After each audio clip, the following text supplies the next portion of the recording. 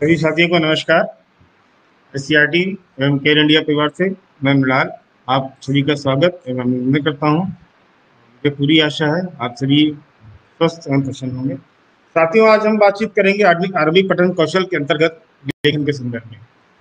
जैसा कि अभी तक पिछले सत्रों में हमने बातचीत की एक अरबी पठन कौशल के अंतर्गत जो उसके मुख्य कौशल हैं उसके संदर्भ में, उसके साथ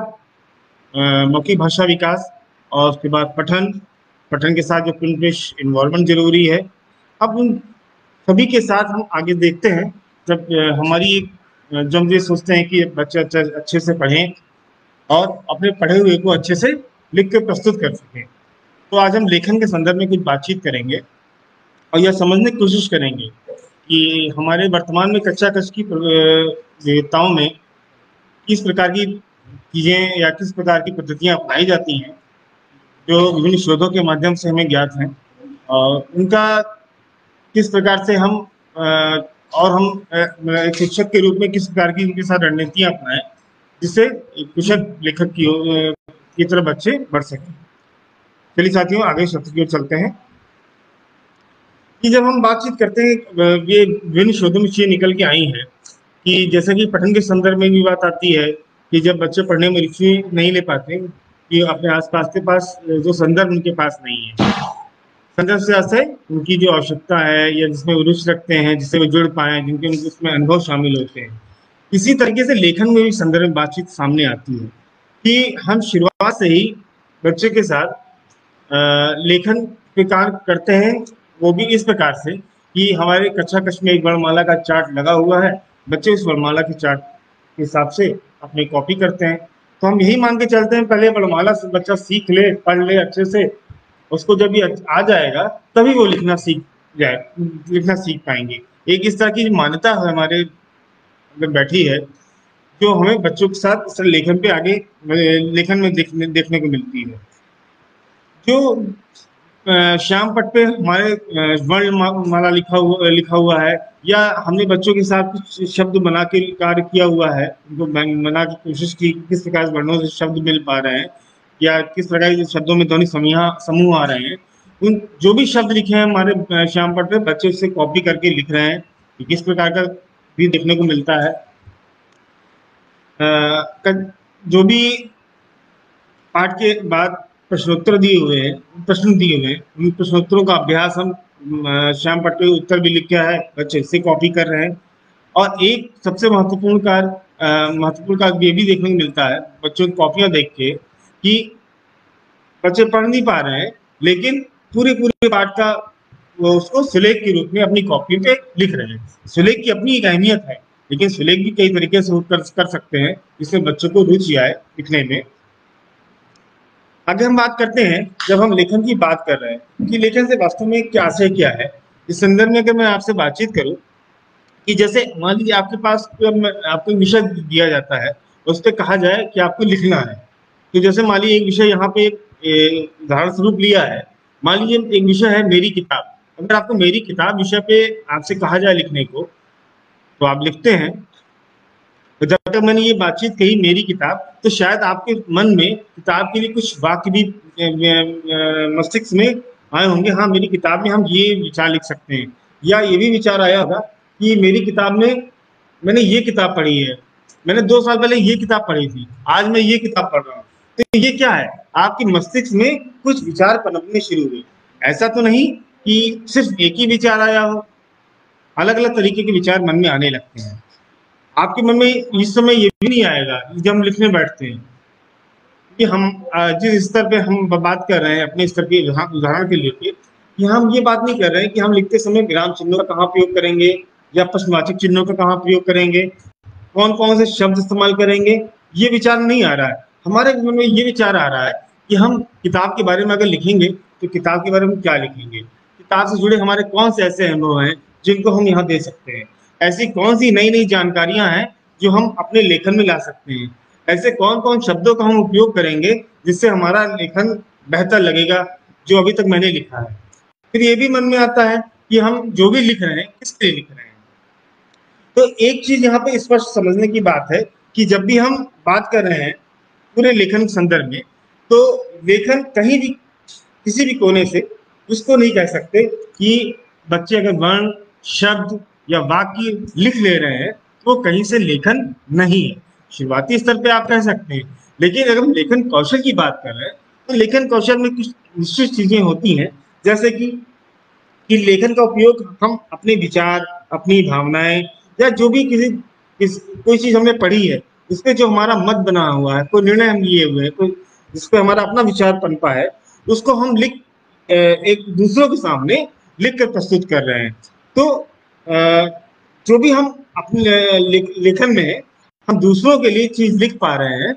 प्रस्तुत कर पा रहे हैं, वो लेखन में आती हैं चीजें। दूसरी चीज है, विभिन्न प्रकार के लेखन के जरिए हम अलग अलग उद्देश्यों को पूरा करते हैं। जैसे कि आप देखिए, आपके पास हमारी बहुत सी विधाएं हैं, कविता है, कहानी है, आत्मकथा है, डायरी है, आदि चीजें हैं। हम अलग अलग स्तर पे अलग अलग तरह से चीजें लिखी होती हैं। तो हम एक निश्चित उद्देश्य के लिए लेकिन लिखना होता है हमारा उसमें। दूसरा चीज है कि ये भी डिपेंड करता है कि जो भी हम लिखेंगे उसको मेरा कौन सामने वाला पढ़ेगा। आशय ये है कि जैसे मान लीजिए मैं किसी अभी मैं ऐसे अपने से आप शिक्षक साथियों से बात कर रहा हूँ, तो उस समय मैं लेखन मैं कुछ बात कर रहा हूँ आपसे या लिखे हुए कुछ प्रस्तुत करूंगा, तो वो आपको ध्यान में रख के मैं लिखूंगा। यही मैं अगर बच्चों के संदर्भ में बातचीत करूंगा तो शायद मैं थोड़ा और शब्दों का मेरा चयन का तरीका, लेखन का तरीका कुछ अलग होगा, जिससे बच्चे सहज होकर इसको पढ़ पाए। जहाँ कहीं मैं बड़े बड़े वाक्यों या कुछ कठिन शब्दों का यूज कर रहा हूँ, वहां मैं छोटे, सरल, सहज वाले शब्दों का यूज करूंगा, जिससे बच्चे आसानी से पढ़ पाए, आसानी से इसको चीजें देख पाए और समझ सके, और उनके संदर्भों का उदाहरण लूंगा आदि तरीके से। फिर इसी तरीके से जैसे कि हम बात कर रहे हैं कि अ, हम लेखन के समय बहुत चीजें सोचते हैं, जो हमारे अंदर विचार पनप रहे होते हैं। हमें सोचने, चिंतन करने के भी हमारे मौके इस लेखन के दौरान आते हैं।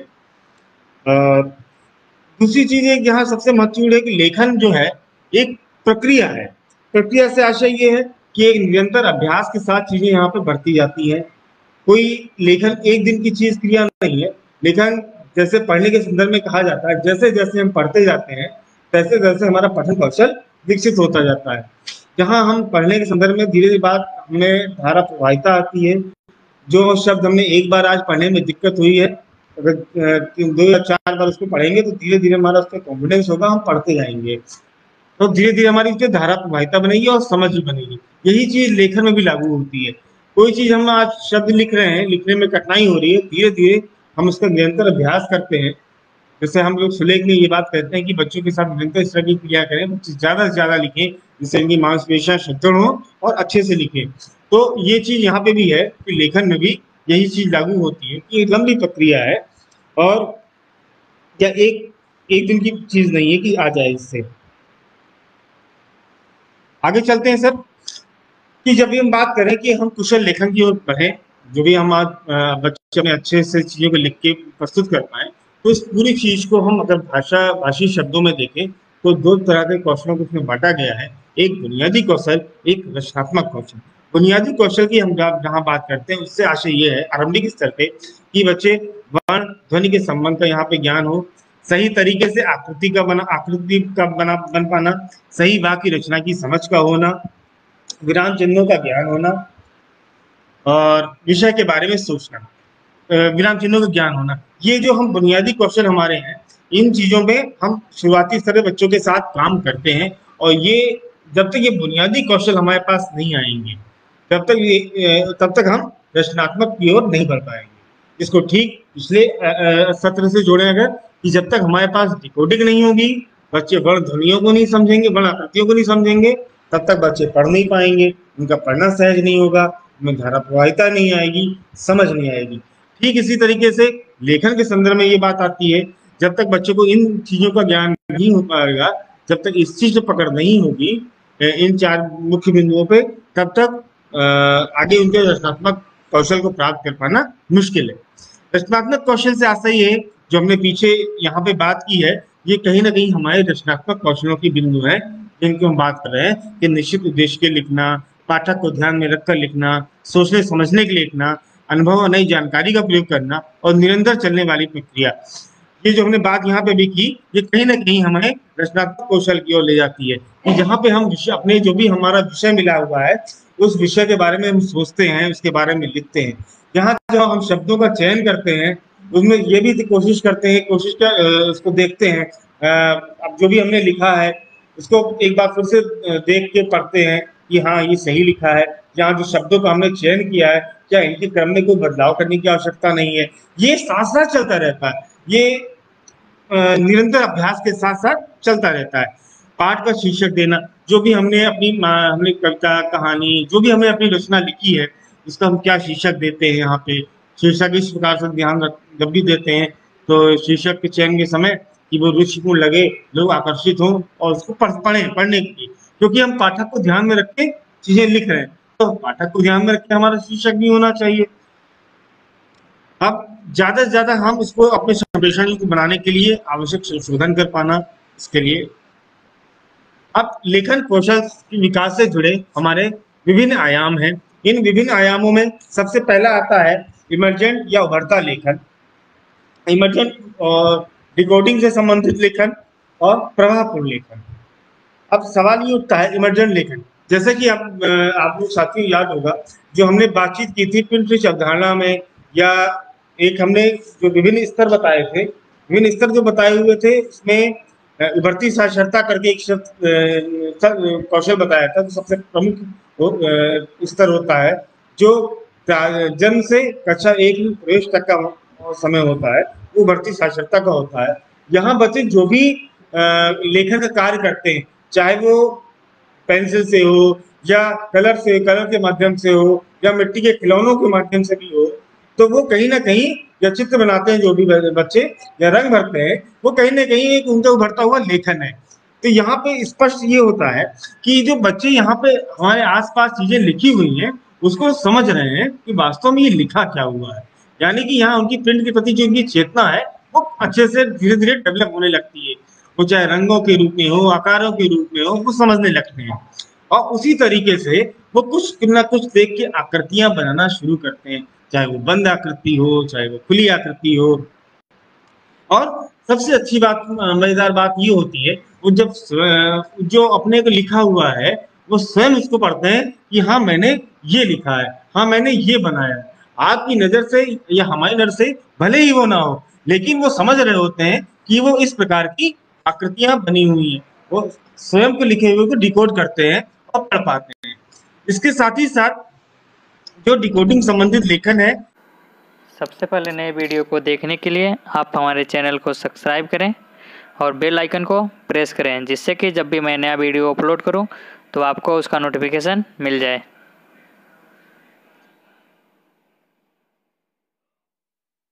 जैसे किसी वर्ण आकृति को समझते हैं,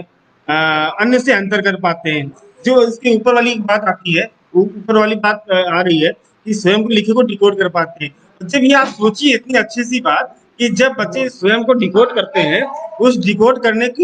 करते हैं तो डिकोड करने के साथ साथ यहाँ पे जब जब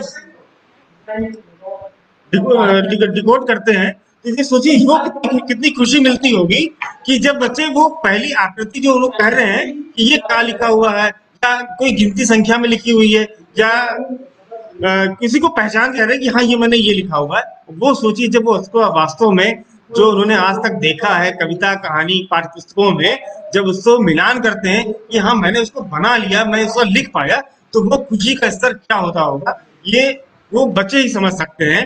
और उनके साथ साथ जो हम शिक्षक साथी हैं वो भी समझ सकते हैं। अब यहाँ आता है दूसरे तरीके का लेखन, यानी डिकोडिंग से संबंधित लेखन। किसी वर्ण आकृति को समझते हैं, अन्य से अंतर कर पाते हैं। यहाँ जो भी बच्चे ने अभी तक वर्ण लिखा हुआ है, जैसे बच्चे कबूतर को डिकोड कर पा रहे हैं कि कबूतर लिखा हुआ है, तो कबूतर में वो तो का बा तारा इस तरह के वर्णों को कोड करना शुरू करते हैं। आपस की आकृति उसकी ध्वनि में क्या अंतर है इसको यहाँ पे अंतर कर पाते हैं, तो ये वो स्तर होता है लेखन के दौरान। और दूसरा, दो या दो से अधिक वर्णों को शब्द मिलाते हैं। जैसे बच्चे ने वर्ण ध्वनि आकृति सीख ली, अब उन दो वर्ण आकृतियों से किस तरह की आवाजें आई हैं, उनसे क्या शब्द बन रहा है उसको लिखना। इस स्तर पे ये चीजें हैं। तीसरा आता है इसके बाद संरचनात्मक लेखन, जहां हमने पहले वाले इसमें बातचीत की कि बच्चे वर्ण आकृति को बनाते हैं, फिर वर्ण आकृति को मिलाकर शब्दों को बना पा रहे हैं, शब्द लिख पा रहे हैं। देन उसके बाद यहाँ पे आता है अपनी बात, अपने विचार, जो भी उनकी बात है उसको सरल वाक्यों में लिखना। लेखन कौशल में सबसे महत्वपूर्ण यहाँ पे ये होता है, चाहे आप उभरते लेखन के संदर्भ में बातचीत करें, आप चाहे संरचनात्मक की बात करें या डिकोडिंग वाले लेखन बात करें, यहाँ बच्चे को ये एहसास कराना बड़ा महत्वपूर्ण होता है कि आप लिख सकते हो। आप लिख सकते हो इसका मतलब जो भी लिखे हैं, जैसे हम शुरुआत में बातचीत कर रहे थे कि बच्चे ने जो भी आकृति बनाई, जो अगर वो आपको मान लीजिए उन्होंने कमल की एक आकृति बनाई है, कहीं किसी कोने से कमल नहीं लग रहा, लेकिन बच्चा कह रहा है कि मैंने कमल बनाया है, वो उसका कॉन्फिडेंस कह रहा है कि हाँ कमल आपने लिखा है। एक समय बाद वो निश्चित रूप से कमल के रूप में कमल लिखेंगे, उस कमल को वास्तविक आकृति के रूप में चित्र बनाएंगे। लेकिन इस दौरान हमें बच्चे को वो आत्मविश्वास, वो प्रोत्साहन देना है कि वो इस तरह के अभ्यास देने हैं कि वो यहाँ तक पहुंच पाए। और इस तरह की क्रियाएं बच्चों में कॉन्फिडेंस डेवलप करती हैं कि चीजों को अच्छे से करने के लिए। तो यहाँ अपनी बात, विचारों को वाक्यों में लिखते हैं, चाहे वो सरल वाक्य हो, चाहे वो एक दो मात्राओं के साथ वाक्य लिखने हों। यहाँ पे कुछ शब्दों को लिखने में उन्हें सोचना पड़ता है कि जैसे मान लीजिए कोई शब्द आया, वो थोड़ा सा उनके स्तर से कठिन है, तो वो सोचते हैं यहाँ पे कौन सा शब्द हो सकता है। अक्सर बच्चे छा, श इस तरह के शब्दों में थोड़ा कंफ्यूज होते हैं वहाँ पे, और शायद जहाँ पे शिक्षक की मदद की आवश्यकता होती है वहाँ पे हम मदद करनी चाहिए और बच्चों को प्रोत्साहित करना चाहिए लिखने के लिए। लेकिन चिंतन प्रक्रिया, लेखन से पहले हमें हर स्तर पे आगे इससे बातचीत भी करेंगे। लेखन के हर कौशल पे हमें बच्चों से बातचीत करना बहुत जरूरी है, क्योंकि जब हम उनके अनुभवों से जोड़ते हुए शुरू करेंगे तो समझ सकेंगे कि वो अनुभव हमारे लेखन में किस तरह से आ पाते हैं। जो विभिन्न प्रकार के अवसरों की आवश्यकता होती है, जैसे भी ऊपर बातचीत की थी कि मान लीजिए बच्चे ने लिखना आया है, अभी वो सरल शब्द लिख पा रहे हैं, तो हम उनके साथ सरल शब्दों का, मात्रिक शब्दों का अलग अलग तरीके से श्रुतलेख, सुलेख, इस तरह के काम कराएं कि आप मेला गए, मेले में मेले से संबंधित 4 चीजें लिखो। अब वो सुनने में, उनको समझने में थोड़ी कठिनाई होगी कि भाई मेले में क्या लिखूं, क्या लिखूं। अब वो यहाँ पे गलतियां करेंगे, इसकी पूरी संभावना है, लेकिन वो उनको लिखने में वो आनंद आएगा। यहाँ चिंतन प्रक्रिया शुरू होगी और अलग अलग तरीके से, मतलब हम संवाद हमने उनके साथ मेले पे या अलग किसी उस पे किया हुआ है, तो वो लिखेंगे उस चीज को। तो छोटी मोटी गलतियां, छोटी छोटी गलतियां भी करेंगे, जिसको आगे सुधरने की पूरी संभावना है। लेकिन यहाँ संभावना ये सबसे बड़ी होनी चाहिए कि जो भी हम बच्चों को लेखन का टास्क दे रहे हैं वो थोड़ा रुचि में हो, वो थोड़ा संदर्भ आधारित हो। आगे चलते हैं प्रभावपूर्ण लेखन। इसमें जो भी मैंने ऊपर बात की, इसमें एक बात और जोड़ना चाहूंगा कि जब हम बातचीत करते हैं कि संदर्भ वाली, कि जैसे मान लिया आपने बच्चे को कहानी दे दी, अब बच्चे कहानी तो पढ़ नहीं पा रहे हैं या उसके छोटे छोटे शब्द पढ़ पा रहे हैं, तो अब वो जब भी हम सुलेख लिख रहे हैं, सुलेख लिखने से पहले बच्चे को पढ़ना पड़ता है। नकल उतारने के लिए तो जरूरी है, ठीक है लिख लिया, लेकिन अगर वो जब पढ़ने में उनको दिक्कत, वहां एक जगह दिक्कत होगी तो दूसरी जगह उनको लिखने में भी दिक्कत होगी। अब लेकिन वो जो उनके मस्तिष्क में विचार बन रहा है, वो विचार लिखने में जो भी उनके पास शब्द होगा, जो भी उनके पास वर्ण आकृति इनको डिकोड करने की क्षमता होगी, वो उस हिसाब से लिखेंगे। वो गलत है सही, हम आगे उसको उनको मौका दें कि भैया आपने कहाँ गलती की। अब उस किताब से मिलान करके जो शब्द दीवार चार्ट हमारे मटेरियल के रूप में हमारे पास उपलब्ध है, उस मटेरियल से हम मिलान करके देखें कि हाँ भाई हमने ये शब्द यहाँ गलती की है। अब हमको बच्चे को खुद गलती सुधारने का मौका दे रहे हैं, जिससे बच्चे, अब वो जो वहां पे जहां पे बच्चे ने गलती खुद डिकोड कर ली, वहां ये पूरा अवसर है कि बच्चे इस तरह के गलतियों को खुद सुधार करते हुए वो जो आकृति वास्तव में जहां बच्चे ने गलती की है वो उनके मस्तिष्क में बनेगी, और आगे से इसकी पूरी संभावना ज्यादा है, इसके परसेंटेज ज्यादा है कि वो इस प्रकार की गलतियां थोड़ा कम करेंगे। प्रभावपूर्ण लेखन एक तरह से स्वतंत्र लेखन का एक स्तर है, जहां बच्चे बिल्कुल अपनी इच्छा से अपने शब्दों का चयन करते हुए लिखते हैं। अपने आसपास की घटनाओं पे निबंध की बात कर सकते हैं। यहाँ कहानी, हमने शब्दों में कुछ शब्द दे रखे हैं जहाँ बच्चे अपने हिसाब से कहानियां गढ़ते हैं, कहानियां बनाते हैं, कहानी लिखते हैं, अधूरी कहानी पूरी करते हैं, कविता कहानी को पूरी करना है, कोई अधूरी कविता कहानी है उनको पूरी करना है,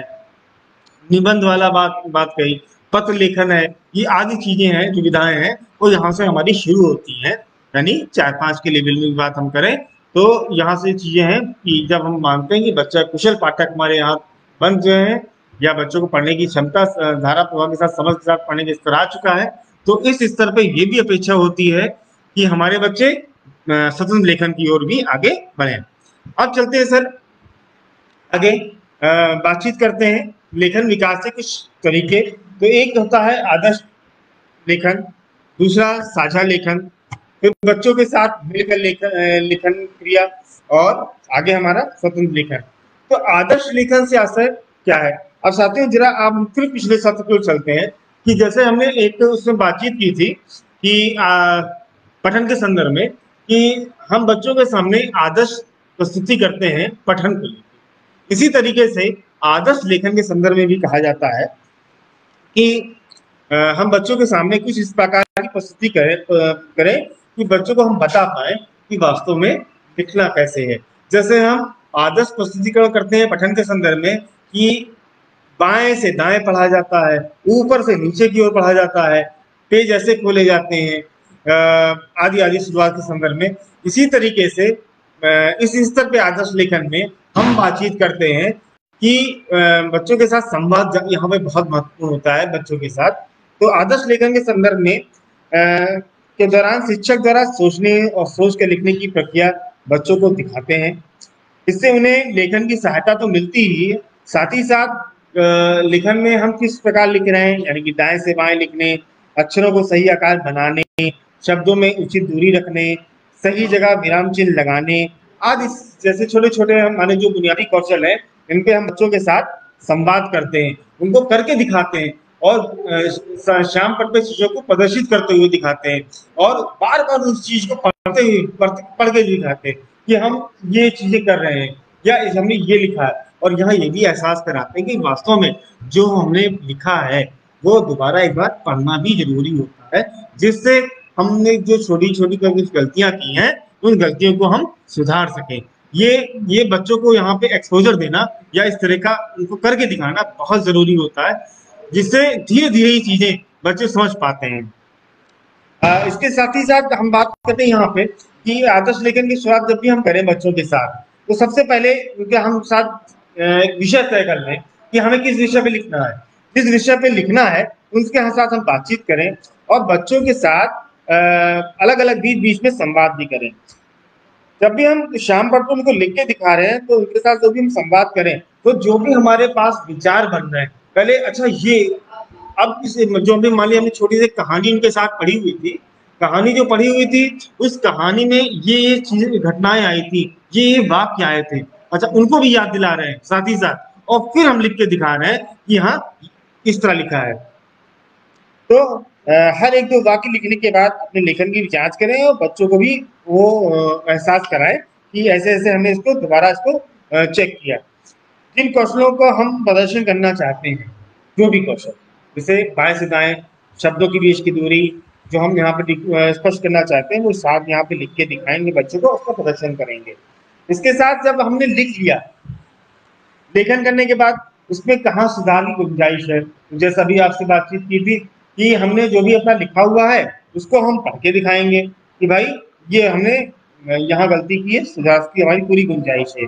अब जब हमने पूरा लिख लिया तो भाई इसका शीर्षक क्या बन सकता है, क्या इसका जो भी लिखा है कुछ इसको नाम देना चाहे वो अब शुरुआत में हो सकता है वो समझना मुश्किल हो, लेकिन जैसे हर कहानी होती है, हर कहानी के पीछे एक शीर्षक से पहचानते हैं कि वो हमने पठन में बात भी की कि जब भी हम पढ़ने से पहले हम कविता कहानी कवर पेज के माध्यम से बच्चों से बातचीत कर रहे हैं, भैया ये कहानी का नाम है, इस कहानी में क्या अंदर होगा। तो इसी तरह बच्चे भी संवाद शुरू करते हैं, सोचना शुरू करते हैं, अच्छा हमने ये 4 वाक्य लिखे हैं, बिल्ली चूहा की कहानी थी, इसका शीर्षक बिल्ली चूहा ऐसा ही कुछ होगा। तो अलग अलग तरह के शीर्षक आएंगे और बच्चों के हिसाब से यहाँ शीर्षक यहाँ पे उनको उनके साथ तय कर सकते हैं। अगला एक आता है लेखन साझा लेखन। साझा लेखन भी साझा पठन का ही की तरह एक हिस्सा है, जहाँ आगे हम काम करते हैं इससे। तो साझा लेखन एक ऐसी रणनीति है जिसमें शिक्षक और बच्चे मिलकर लिखते हैं। इस पूरी प्रक्रिया में दोनों का विचार एक साथ चलता है। शिक्षक के विचार भी चलते हैं, बच्चों के विचार भी चलते हैं। हमने यहाँ इसके दौरान जो भी हम अपना काम करते हैं कि बच्चे को पूरी कक्षा जब भी हम कहने का आशय यहाँ पे ये है कि जब साझा लेखन में हम कार्य कर रहे हैं बच्चों के साथ, तो सबसे पहले हम बच्चों के साथ ऐसी बैठक व्यवस्था करें कि बच्चे जो भी लिख रहे हैं सामने, उस पूरी प्रक्रिया में शामिल हो सके। और जो भी हमने यहाँ पे लिखने का टॉपिक तय किया हुआ है, उस टॉपिक के अंदर लिखना शुरू किया। अब यहाँ पे शिक्षक के विचार के साथ साथ बच्चों के विचार भी शामिल होते हैं और दोनों ही मिलके पाठ के बारे में सोचते हैं। अध्यापक यहाँ पे बच्चों को बड़े बड़े अक्षरों में, जैसे हम बिग बुक में बात करते हैं कि बड़े बड़े आकृतियां होती हैं जो दूर बैठे हैं या दूर से ही बच्चों को दिखने लगे, यहाँ इस तरह की आकृतियां लिखी हुई हैं, तो बच्चों को अच्छे बड़े बड़े अक्षरों में लिखते हैं जिससे वो स्पष्ट रूप से दिखाई दिया जाए। और एक दो तीन इस बच्चों के साथ मिलकर कुछ हम बाकी यहाँ पे उनके विचार बनाते हुए लिखते हैं। ये एक वाक्य मैंने बोला, अच्छा इसकी बात क्या हो सकता है, उनको सोचने का मौका दें। अगर हमने कोई कहानी पढ़ी हुई है या कहानी के साथ इस तरह का काम किया हुआ है कि एक एक वाक्य जोड़ के चलो कहानी बनाते हैं या कहानी लिखते हैं, तो एक एक वाक्य बच्चे बोल रहे हैं, इससे अगला जुड़ता हुआ वाक्य बच्चे बोल रहे हैं। यहाँ हो सकता है कि अगला वाक्य संभावना ये कि वो मिलता जुलता ना हो, तो तब भी हम उसको लिख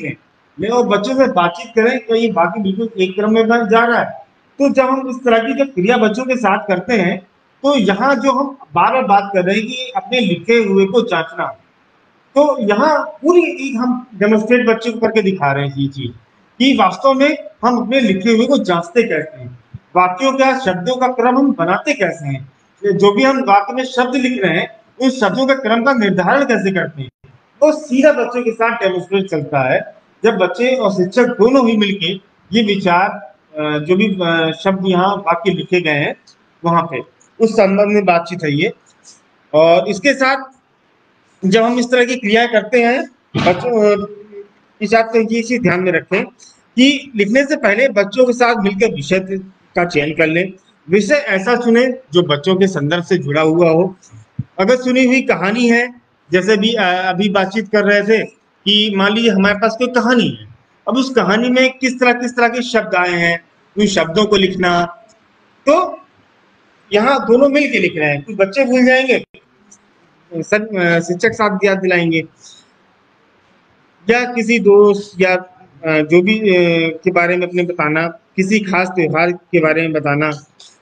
यहाँ पे एक चीज और गौर करने वाली बात है कि लिखते समय बच्चों के साथ चर्चा मंथन करते रहें। जब हम बच्चों के साथ वाक्यों का उपयोग कर रहे हैं तो वाक्यों के संदर्भ में हम कहाँ पे विराम चिन्ह है, किस तरह के वाक्यों में हमें प्रश्नवाचक चिन्ह यूज करने हैं, आदि आदि यहाँ पे हम बच्चों को करके भी दिखाते हैं। और एक समय बाद, मतलब एक समय से आशय हमने 3-4 वाक्यों पे इस तरह काम कर लिया है, अब आपकी बारी, यानी बच्चों को बुलाते हैं और बच्चों के साथ भी लिखने की कोशिश करते हैं, कहाँ पूर्ण विराम लगना है, कहाँ अल्प विराम लगना है, कहाँ प्रश्नवाचक चिन्ह लगना है। तो एक ये लेवल भी आता है कि हमें बच्चों के साथ इस तरह के काम करते समय हर 1-2 वाक्य लिखने के बाद अपने लेखन की जांच कर लें और बच्चों को भी जांच करने के लिए प्रेरित करें। बच्चे जब भी हमने लिखा है, खाली मैं ही नहीं एज ए शिक्षक, एज ए टीचर मैं ही नहीं अपने लिखे वो टेस्ट करूंगा, हम बच्चों को ही मौका दे रहे हैं कि आपस में समूह में कि चलो अच्छा ब्लैक बोर्ड पर हमने ये चीजें लिखी हैं, आप इसको एक बार चेक करके देखें कहाँ गलतियां हैं, कहाँ सुधार की गुंजाइश है। सबसे महत्वपूर्ण होगा, आपने भी बहुत से साथियों ने गौर किया होगा, कुछ इस तरह की हम साथियों में आदत होती है कि लिखते समय बोल बोल कर पढ़ना। जैसे जब बोल बोल के हम पढ़ते हैं तो उसमें जो भी सुनने वाला व्यक्ति हमारे साथ है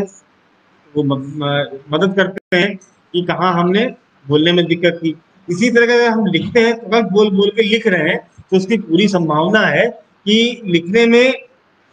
जो भाई गलतियां होती हैं उच्चारण संबंधी, वो गलतियां थोड़ी सी कम हो, इसकी पूरी संभावना है जब हम बोल बोल के लिखते हैं। इसी के साथ साथ जब लेखन के जब भी हमने लिख लिया अपने को, तो उस लिखे हुए को हम एक बार पढ़ें, जांचें कहाँ है, जहाँ सुधार करने की कोशिश है वो करें, और हम बच्चों को ये बात बार बार एहसास कराएं कि जो हम लिख रहे हैं वो अपने साथ साथ साथ हम दूसरों के लिए भी लिख रहे हैं, कि कोई दूसरा भी पढ़ेगा, यानी कि दूसरा पढ़ेगा आशा से ये है कि हम उसको और कितना प्रभावी बना सकते हैं। तो जब बच्चे यहाँ पे क्लास 2 या 3 का लेवल आ जाता है इस स्तर पे, तो यहाँ पे हम पूरी गुंजाइश होती है कि शब्दों को जो चयन करने की बात आप कह रहे हैं, या बच्चों ने अलग अलग तरीके से यहाँ पे व्याकरण शुरू हो जाती है, हम किस किस तरह के शब्दों यहाँ पे प्रयोग कर सकते हैं। तो यहाँ संप्रेषण वाली जो बात आती है उसको प्रभावी रूप से यहाँ पे शामिल करने के लिए हम बच्चों को प्रोत्साहित कर सकते हैं। जहाँ कहीं सुधार की गुंजाइश हो उस उसको सुधार करें। अगला, बच्चों के साथ मिलकर जो लेखन वाला कार्य हमारा है, इसके अंतर्गत यहाँ पे बच्चे और शिक्षक आपस में दोनों ही मिलके उस चीज को लिख रहे होते हैं। जहाँ कठिनाई बच्चों को होती है वो कठिनाई स्तर हम चिन्हित करते हैं, और यहाँ पे कठिनाई स्तर का चिन्हांकन से आशा ये है कि ये पूरी क्रिया बच्चों के साथ हो रही होती है। बच्चों से आशा हमने बच्चों को समूह में लिखने का कार्य दिया है। अब समूह में जब बच्चे कार्य कर रहे होते हैं तो समूह में डिफरेंट लेवल के विविध स्तर के बच्चे होते हैं, उनका लेखन स्तर भी अलग अलग होता है। तो कुछ बच्चों को तुरंत आवश्यकता होती है, अगर वो कठिनाई का स्तर बने रहेगा तो शायद संभावना है कि वो लेखन से उनकी रुचि कम हो जाए। अगर वो स्तर तुरंत वो प्रॉब्लम का समाधान हो गया, या तुरंत हमने बच्चों की इसमें मदद कर दी उस शब्दों को चयन में, शब्दों के लेखन में, तो शायद वो आगे कंटिन्यू उनका लिखना शुरू हो जाएगा। क्योंकि हम अक्सर देखते हैं कि जब कठिन शब्द आता है तो बच्चे वहां रुक जाते हैं, या रुक से आशा मतलब पढ़ना वहां रुक जाता है, और जब जहां जिस स्थान पे पढ़ना उनका रुक गया, फिर आगे पढ़ा हुआ थोड़ा बहुत समझ में नहीं आता कि वास्तव में पढ़ा। यही हाल लेखन के संदर्भ में होता है कि लेखन में जिस प्रकार से हमारे मस्तिष्क में विचार बन रहे होते हैं, अगर उस गति से हमारी लेखन तो होता नहीं है, तो हम उस धारा प्रवाह या प्रभावपूर्ण लेखन के स्तर को प्राप्त करने के लिए हम उन शब्दों का चयन करें जिनके हम सहज रूप से लिख पाए, और जहाँ कहीं भी कठिन शब्द आ रहे हों उनके हमें अधिक कोड करते हुए, और एज अ शिक्षक बच्चों की कापियां हम लगातार देखें, बच्चों को लगातार मदद करें, उनके समूह में अवलोकन जब कर रहे हैं तो जिन कठिन शब्दों पे बच्चे गलतियां कर रहे हैं उन शब्दों पर डिकोड करते हुए बच्चों के साथ सुखलेख या उनके वाक्य प्रयोग, इसके अलग अलग तरीके से उनके साथ हम काम करें तो यहाँ संभावना है कि बच्चों मतलब उनके साथ अच्छे से लेखन कौशल हो पाएगा। इसके अंतर्गत हम जब भी काम करें तो पहले ही बच्चों से चर्चा कर लें, आज हम इस समूह को इस विषय पे लिखना है, और जो भी चर्चा करनी है इसके एक कुछ थॉट प्रोसेस भी कर लें, क्योंकि लेखन में विचार होते हैं, हो सकता है वो विचार तुरंत बच्चों के साथ नहीं आ पा रहे हैं। तो जब समूह चर्चा करते हैं, कुछ हमारे विचार होते हैं, कुछ 4 बच्चे अगर बैठे हैं तो 4 बच्चों के 4 विचार होंगे, तो आपस में मिलकर एक पूरी क्रिया बनती है विचारों की, और उससे जुड़े हुए बच्चों के अन्य विचार भी होते हैं। कि जैसे मान लीजिए मैंने कहा कि आज मैं बाजार गया, तो हो सकता है मेरा दूसरा साथी शामू वो भी बाजार गया था, जो बाजार में मैंने क्रिया की, वो जो बाजार में उन्होंने क्रिया की, दोनों की क्रियाएं कुछ अलग अलग होंगी, तो दोनों के लेखन भी अलग तरीके से होंगे, लेकिन हमको एक बाजार से हिंट मिल गई कि हाँ हम अपने चीज पे हम ये लिख सकते हैं अलग अलग तरीकों से। तो जब हम बच्चों के साथ संवाद करे रहेंगे तो हमें सहजता होगी, बच्चों को सहजता होगी लिखने में, और बच्चों को स्वतंत्र या समूह जो भी हम कार्य दे रहे हैं करने में, उसका चयन उसको निश्चित कर लें बच्चों के साथ बातचीत करने में। तो जब भी हम बच्चे लिख रहे हो हम उसका निरंतर मूल्यांकन भी करते रहें कि बच्चे क्या लिख रहे हैं, कहाँ गलतियां कर रहे हैं। जहां बच्चों की तत्काल आवश्यकता मदद की आवश्यकता है वहां उनको हम तत्काल आवश्यकता मदद भी प्रदान करें। इसके साथ मैं अंत में ये बात कहना चाहूंगा कि आरंभिक स्तर पर जब हम लेखन की बात कर रहे हैं तो कुछ मोटे मोटे बिंदु हैं जिनको हमें हमें वास्तव में याद हमेशा ध्यान में रखना चाहिए। कि एक तो अपनी हम इस मान्यता को बिल्कुल अगर हम हमारे आसपास साथियों के बीच में है कि बच्चे जब तक पढ़ नहीं पाएंगे तब तक लिख नहीं पाएंगे, ये थोड़ी सी विचारधारा हमें सीमित कर देती है।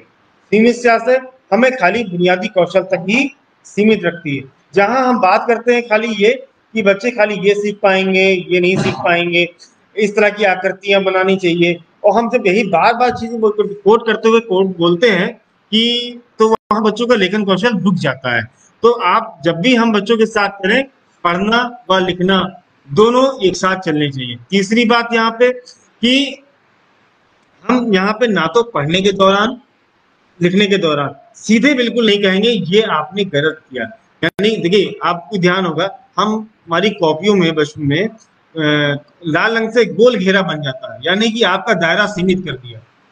वो गोल घेरा सीमित वास्तव में होता है, लेकिन अगर मुझे ये एहसास करा दिया गया है कि मैंने ये गलती की है और ये गलतियां मुझे एहसास कौन कराएगा? हमारे पास आस पास जितनी भी तरह की हमारी पठन सामग्रियां हैं, जिसका हमने पिछले सत्र में बातचीत की है, वो पठन सामग्रियां हमारे पास हाथ में होंगी। मैं मुझे उनको देखने का, उनको पढ़ने का अगर मुझे अवसर होगा तो मुझे मदद मिलेगी कि वास्तव में मैंने गलतियां कहाँ की हैं, और वो मुझे मदद करेगी मेरी चीजों को लिखने और पढ़ने में सुधारने में। हम पठन और लेखन दोनों ही क्रियाओं को मौखिक चर्चा के माध्यम से मजबूत कर सकते हैं। पठन और लेखन को प्रोत्साहित करें। जो भी बच्चे ने लिखा है, हमने उभरती साक्षरता से लेके प्रभाव यानी 4 स्तरों में बातचीत की है कि बच्चों का मोटिवेशन आज के संदर्भ में वास्तव में क्यों जरूरी है। अगर हम मोटिवेशन बनाए रखेंगे बच्चों का, तो पूरी संभावना है कि बच्चे उस स्तर को प्राप्त कर सकेंगे। बुनियादी व रचनात्मक दोनों ही कौशलों पर ध्यान देने की बहुत आवश्यकता है। दोनों ही साथ एक बैलेंस अप्रोच लेके चलने की बहुत आवश्यकता है दोनों में। अगर हमें रचनात्मक कौशल स्तर को प्राप्त करना है तो बच्चों को कम से कम हमें कम से कम नहीं, बुनियादी कौशल तो बिल्कुल उनको पकड़ की मजबूत करनी होगी कि वास्तव में हर वर्ण ध्वनि की आकृति क्या है, उनमें अंतर क्या है, जो भी लिख रहे हैं उनमें आपस में किस प्रकार की दूरियां होनी चाहिए, कहाँ विराम चिन्ह लगना चाहिए। ये बुनियादी चीज है, जो मतलब प्रारंभिक चीज है, ये तो हमें कंपल्सरी है, आना चाहिए। और इसी के साथ साथ हम आगे बढ़ते हैं इसके रचनात्मक पहलुओं पर। मदद करने की रणनीति अपनाएं। हम एज अ टीचर बच्चों के साथ शुरुआत में जहां हमने आदर्श प्रेजेंटेशन बच्चों के सामने अपना किया है, आदर्श प्रस्तुति की है, हम आगे चल के साझा लेखन या बच्चों के साथ मिल के अभ्यास के जो हम तरीके दे रहे हैं। हाँ साथी, यहाँ तरीकों में विविधता का होना बड़ा महत्वपूर्ण है। जैसे पठन सामग्री विभिन्न तरह के एक्सरसाइज बच्चों को देते हैं, उसी तरीके से एक्सरसाइज हम लेखन के दौरान भी उनका होना बहुत जरूरी है। लेखन के अलग अलग उदाहरण प्रस्तुत करें। उदाहरण से ऐसा ही है कि अलग अलग तरह की पठन सामग्रियां हैं, उसमें कैसे क्या क्या लिखा हुआ है। बिग बुक में जो वर्ण आकृति बनी होती है बड़े अक्षरों की बनी होती है। कुछ जगह आते हैं चित्र कहानी, तो चित्र कहानी में चित्र के नीचे टेक्स्ट छोटे छोटे लिखे होते हैं, वहां पे वर्ण आकृति कैसे बदल जा रही है या उनके लेखन का तरीका कैसे बदल जा रहा है। जब बड़े बड़े घटना या कहानियों वाली किताबें हम देखते हैं, वहां छोटे छोटे शब्दों में लिखे होते हैं, वहां पे किस प्रकार से एक लिखने का तरीका है। जब हम कविता लिख रहे हैं, कहानी लिख रहे हैं, या आत्मकथा लिख रहे हैं, या डायरी लिख रहे हैं, या सारांश लिख रहे हैं, तो वहां लिखने का तरीका क्या क्या है। तो ये एक लेवल है, हम अलग अलग तरीका बच्चों को दिखाने का, जिससे ये समझ में आता है कि वास्तव में लिखा हुआ साम्राज्य तो बहुत बड़ा है और पढ़ने की दुनिया बहुत बड़ी है। और यहाँ सबसे महत्वपूर्ण चीज यह समझने वाली बात है कि पढ़ने और लिखने में बड़ा महत्वपूर्ण, दोनों में एक साथ जुड़े हुए हैं। कि जैसे पढ़ने में निरंतर अभ्यास की आवश्यकता बनती है और लिखने में भी निरंतर अभ्यास की आवश्यकता बनती है। पढ़ने के लिए बेसिक शर्त ये होती है कि वास्तव में अगर हमें पढ़ना है तो वास्तव में पहले हमें पढ़ना ही पड़ेगा, और हमें अगर अच्छा लेखक बनना है तो हमें वास्तव में लिखने के अलग अलग तरीके से अभ्यास करने होंगे। तो साथियों, पूरी बात निचोड़ यही है कि जो अच्छे पाठक हैं अमूमन अच्छे लेखक भी वही है। धन्यवाद साथियों। इसी के साथ आप अपने सुझाव हमें हमारी ईमेल आईडी में प्रस्तुत करिएगा। धन्यवाद। सबसे पहले नए वीडियो को देखने के लिए आप हमारे चैनल को सब्सक्राइब करें और बेल आइकन को प्रेस करें, जिससे कि जब भी मैं नया वीडियो अपलोड करूं तो आपको उसका नोटिफिकेशन मिल जाए।